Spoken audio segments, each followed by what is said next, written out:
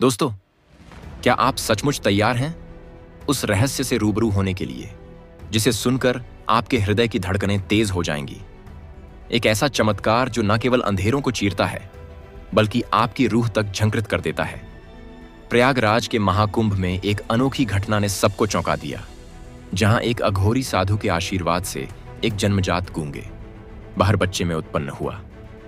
अद्भुत चमत्कार इस कहानी के हर मोड़ पर सवाल हैं, रहस्य से हैं और अंत में आपको मिलेगी एक नई शुरुआत। चलिए इस अद्भुत यात्रा में हमारे साथ कदम से कदम मिलाइए। प्रयागराज के पवित्र घाटों पर गंगा, यमुना और सरस्वती की संधि स्थल पर महाकुंभ मेला अपनी अनूठी रौनक बिखेर रहा था। हर कोने में श्रद्धालुओं का समूह, कवियों का संग, साधुओं के बोल और रंग बिरंगे झंडों का मेला था। इस भीड़ में हर हृदय में श्रद्धा की ज्योति जल रही थी। दोस्तों, सबसे पहले वीडियो लाइक कीजिए और कमेंट बॉक्स में हर हर महादेव जरूर लिखिए। इसके साथ ही आपके अपने बीजी भास्कर चैनल को भी सब्सक्राइब कीजिए। अनेकों तीर्थ यात्री आश्वस्त की तलाश में अपने अपने जीवन के गहरे दर्द को पीछे छोड़ते हुए इस पावन आयोजन में सम्मिलित हुए थे। घाटों पर दीपों की चमक और मंत्रों की गूंज वातावरण को एक रहस्यमय शक्ति से भर रही थी। ऐसे ही एक भीड़ में एक माँ अपने लाड़ प्यारे बेटे के साथ आई थी। वह माँ जिसे जीवन के संघर्षों ने झकझोर दिया था, अपने बच्चे के लिए चमत्कार की उम्मीद लेकर अय्यास कदम बढ़ा रही थी। सुंदरी नाम की उस माँ के जीवन में कई कठिनाइयां आई थीं। जब उसका बेटा आर्य जन्मा था तो उसे डॉक्टरों ने बताया था कि वह जन्मजात रूप से बोल और सुन नहीं सकता। आर्य का यह हाल उसकी माँ के लिए एक अनकहा दर्द था, परंतु सुंदरी के मन में अटल विश्वास था कि भगवान का आशीर्वाद हर संकट को दूर कर सकता है। उसकी आंखों में आंसुओं के साथ साथ आशा की चमक भी थी कि कहीं न कहीं उसकी प्रार्थनाओं का स्वरूप बदलेगा। सुंदरी बचपन से ही अनेक धार्मिक ग्रंथों, पुराणों और प्रेरक कहानियों से प्रेरित थी। उसे विश्वास था कि यदि उसकी आस्था सच्ची होगी तो एक दिन भगवान स्वयं प्रकट होकर उसके बेटे को चमत्कार प्रदान करेंगे। इसी सोच के साथ उसने अपने बेटे आर्य को महाकुंभ की पावन भूमि पर ले जाने का निश्चय किया, जहां देवी देवताओं की आराधना में शक्ति निहित होती है। आर्य एक शांत निर्मल बालक था। उसकी मासूम आंखें जब भी किसी तरफ टिकी रहती थीं, मानो अपने भीतर एक गहरी कथा समेटे हुए थी, परंतु उसके भीतर एक अजीब सी खामोशी थी जिसे कोई समझ नहीं पा रहा था। उसकी नीरवता ने उसे समाज के आम लोगों से अलग कर रखा था, लेकिन सुंदरी जानती थी कि यह खामोशी असल में उसके भीतर छिपी दिव्यता का संकेत है।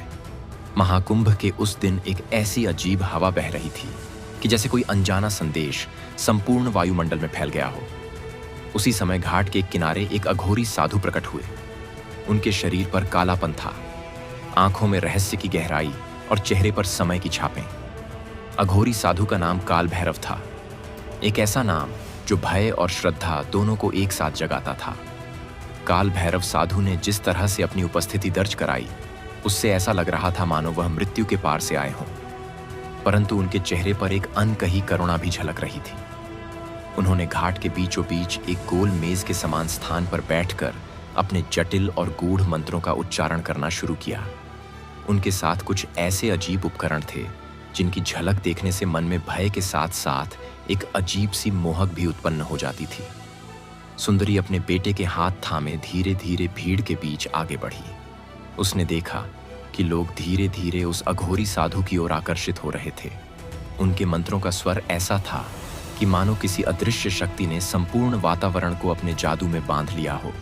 जैसे ही साधु ने अपनी अगली मुद्रा धारण की, चारों ओर हवा में एक गूंज फैल गई। उसी पल आर्य के माथे पर हल्की सी चमक दिखाई दी, मानो किसी दिव्य शक्ति ने उसकी रक्षा में अपनी छठा फैला दी हो। अचानक भीड़ में एक अजीब सी हलचल मच गई। लोगों ने आर्य के पास कुछ अजीब सा परिवर्तन देखा। कुछ ही पलों में उस बच्चे के चेहरे पर एक मुस्कान खिल उठी, जो उसकी मासूमियत में एक अनकही अनुभूति भर गई थी। उसकी आंखों में एक चमक आ गई, जैसे वह किसी अदृश्य भाषा को समझने लगा हो।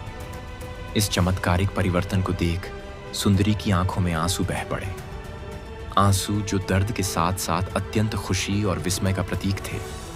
भीड़ के लोग उस रहस्यमय घटना के कारण एक दूसरे की ओर देखने लगे। कुछ लोगों ने कहा, क्या देखा आपने? यह तो अद्भुत है। कुछ ने तो कहा, देखो बच्चे के चेहरे पर वह चमक, जैसे वह अब बोलने वाला हो। लेकिन किसी ने भी अनुमान नहीं लगाया कि इस चमत्कार के पीछे क्या गहरी रहस्य छिपा है। काल भैरव साधु ने धीरे धीरे अपनी आंखें बंद कर लीं और एक गूढ़ मंत्र का उच्चारण शुरू किया। उनके शब्दों में ऐसा जादू था कि भीड़ जैसे मंत्र मुग्ध हो गए।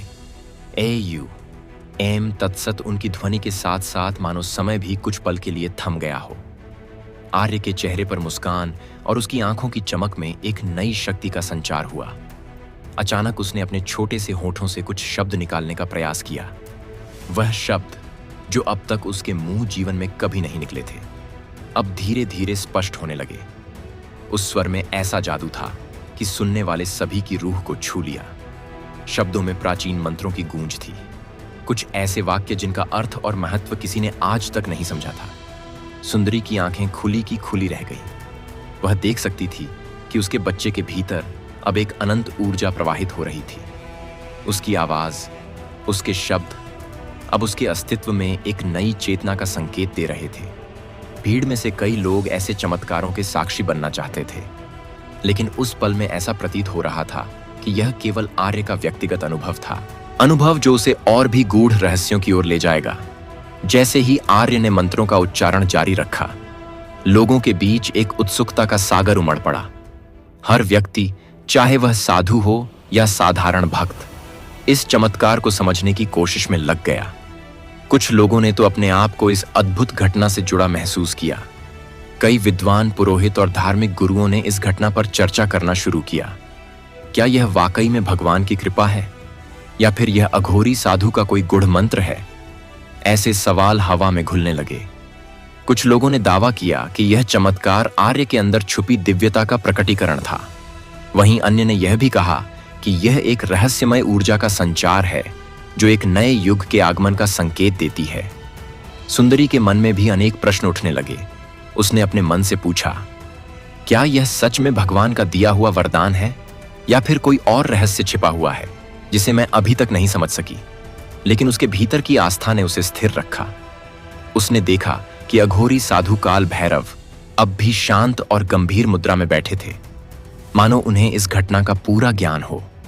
जब भीड़ में चर्चा चरम पर थी, तब काल भैरव साधु ने अपनी आंखें खोली और एक गहरी गंभीर आवाज में बोले, हे सज्जनों, आज जो चमत्कार हमारे सामने प्रकट हुआ है वह केवल एक संकेत मात्र है। यह बच्चे में निहित दिव्यता की झलक है, परंतु इस शक्ति का सही उपयोग करना अत्यंत आवश्यक है। जो भी इस ऊर्जा से लाभ उठाना चाहे, उसे स्वयं के भीतर झांक कर देखना होगा, अपनी आत्मा के गहरे रहस्यों को समझना होगा। उनकी यह बात सुनकर भीड़ में एक अजीब सी सन्नाटा छा गया। कुछ लोगों ने तो सोचा, क्या यह चेतावनी है कि आगे आने वाले दिनों में हमें कोई बड़ी परीक्षा झेलनी होगी? साधु की आवाज में एक ऐसी गंभीरता थी जो हर दिल पर गहरा प्रभाव छोड़ गई। उन्होंने आगे कहा, इस बच्चे में छिपा हुआ रहस्य एक दिन उजागर होगा, और उस रहस्य का प्रकटीकरण न केवल इस संसार के लिए बल्कि ब्रह्मांड के संतुलन के लिए भी महत्वपूर्ण होगा। लेकिन ध्यान रहे, इस रहस्य का पूरा ज्ञान पाने के लिए आपको सत्य की खोज में अपनी संपूर्ण निष्ठा और धैर्य की आवश्यकता होगी। सुंदरी ने साधु की बातों को ध्यान से सुना, परंतु उसके मन में अब भी कई प्रश्न थे। क्या मेरा बच्चा वाकई में किसी महान उद्देश्य के लिए चुना गया है? क्या उसके भीतर छिपी शक्ति भविष्य में कोई अद्भुत परिवर्तन लाएगी? यह सवाल उसकी आंखों में गहरी छाप छोड़ गए। उस दिन के बाद से आर्य में एक असामान्य परिवर्तन देखा जाने लगा।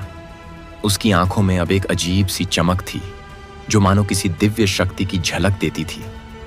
वह अब धीरे धीरे अपने आसपास के लोगों की ओर आकर्षित होता जा रहा था। कुछ लोगों का कहना था कि उसकी मौजूदगी से वातावरण में शांति और ऊर्जा का संचार हो रहा है। सुंदरी रोजाना अपने बेटे के साथ घाट पर आती और उसे देखकर मंत्रों का उच्चारण करती, मानो उसके भीतर छुपी शक्ति को जागृत करने की कोशिश कर रही हो। उसने महसूस किया कि अब आर्य की मौन होता के पीछे एक गहरी कहानी छिपी है, एक कहानी जिसे समझना आसान नहीं है। कई दिन बीते और आर्य ने धीरे धीरे अपने भीतर की ऊर्जा को नियंत्रित करना शुरू किया। कभी कभी उसकी आंखों में एक झिलमिलाहट दिखाई देती और कभी कभी वह अपने छोटे हाथों से आसमान की ओर इशारा करता, मानो किसी अदृश्य शक्ति से बात कर रहा हो। यह सब देखकर लोग आश्चर्यचकित थे और कहते थे, देखो, वह अपने आप में एक चमत्कार बन चुका है। काल भैरव साधु के उपदेश अब और भी महत्वपूर्ण हो गए थे। उन्होंने बताया कि आर्य में जो शक्ति जागृत हुई है वह न केवल उसे बल्कि संपूर्ण मानवता को एक नई दिशा देने में सक्षम होगी। यह शक्ति साधु ने अपने मंत्रों के साथ स्पष्ट किया। समय के उस द्वार की निशानी है जहां मनुष्य अपने आप में छिपी दिव्यता को पहचान सकेगा। यह शक्ति केवल उसे नहीं बल्कि हम सभी को हमारे भीतर छिपे सत्य का बोध कराएगी।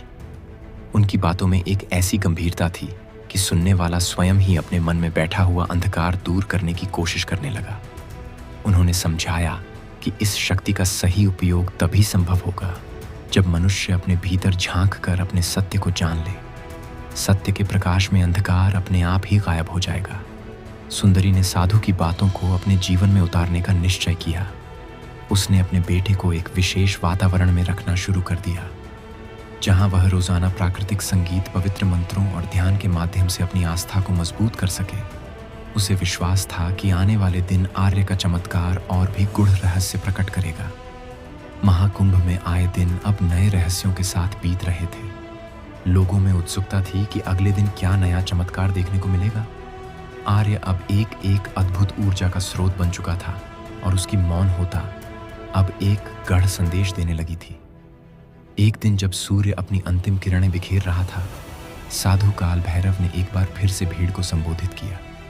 हे सज्जनों, आज मैं आप सभी को एक ऐसा रहस्य बताने जा रहा हूं जो आर्य के अंदर छुपी शक्ति से जुड़ा है।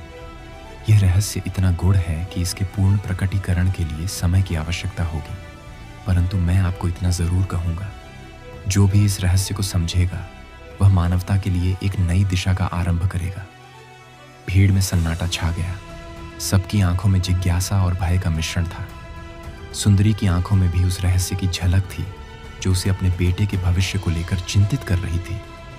वह सोचने लगी, क्या मेरा बेटा सच में उस महान चमत्कार का वाहक बनेगा, या फिर उसकी यह शक्ति किसी अंधेरे राह का सूचक है। साधु की यह बात सभी को मंत्रमुग्ध कर गई। उन्होंने आगे कहा, इस रहस्य का पहला संकेत कल के सूर्योदय के साथ प्रकट होगा, और जो भी इसे समझेगा वही अगले चरण में प्रवेश करेगा। पर याद रखिए, सत्य की खोज में धैर्य और निष्ठा अत्यंत महत्वपूर्ण है। महाकुंभ की उस रात जब आसमान पर तारे अपनी मस्ती बिखेर रहे थे,